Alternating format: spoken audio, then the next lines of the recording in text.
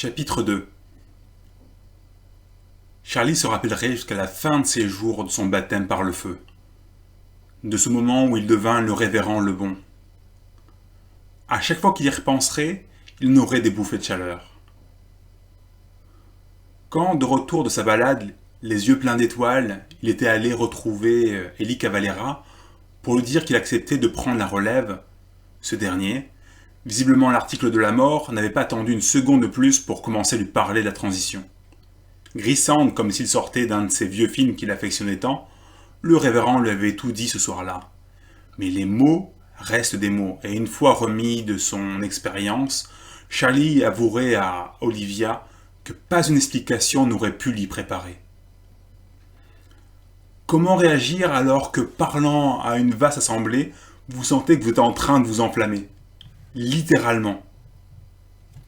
Le révérend Cavalera avait beau lui avoir dit qu'il n'avait absolument rien à craindre, chacune des cellules de son corps lui avait crié le contraire. Tu dois être plus fort que la peur et laisser l'Esprit Saint faire le reste. Dans la foule, assis sur une chaise roulante, le révérend, les yeux cachés derrière ses paupières plissées, comme quelqu'un devant une éclipse, sans protection, décidé à tenter le diable. C'est une blague, se demanda Charlie, alors que la voix de l'Esprit Saint continue de parler à travers sa bouche. Pendant bientôt 10 ans, Eli Cavalera n'avait pas cessé de lui rappeler que servir Dieu n'était pas fait pour tout le monde. Peu étaient prêts à faire le sacrifice nécessaire. Charlie avait vu un homme sans femme ni enfant et avait eu pitié de lui. Le genre de pitié avec un petit coin de bouche relevé, celle de celui qui sait lire entre les lignes et voit clair dans le discours de l'homme qui se ment à lui-même. Le temple du Sinaï n'avait pas été fondé par le père d'Élie ? Un échec personnel déguisé en sacrifice. Le nez qui plisse un peu suivant le coin de la bouche relevée. Quelle arrogance. La paille et la poutre. Charlie regretterait ses conclusions insolentes. Le jour du baptême de feu, à la mort d'Élie, et encore et encore. À chaque fois, il y penserait, à chaque fois sans faute. Non, cette histoire de sacrifice, il avait toujours prise à la légère, et maintenant, l'Esprit Saint était en train de l'immoler sur scène, comme un moine vietnamien protestant l'occupation américaine.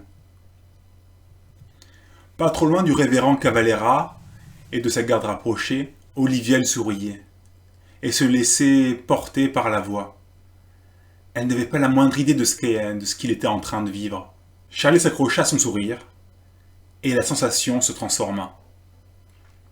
Le feu qui le consumait se déplaça jusqu'à n'être perceptible que par le sommet de son crâne, comme elle le serait à partir de ce moment jusqu'à la fin. Et pendant ce temps, la voix parlait, et l'assemblée l'écoutait médusée. C'est un phénomène étrange, lui dit l'ex-révérend le lendemain. Élie, enfin débarrassé de sa charge sacerdotale, semblait plus léger, voire même plus coloré.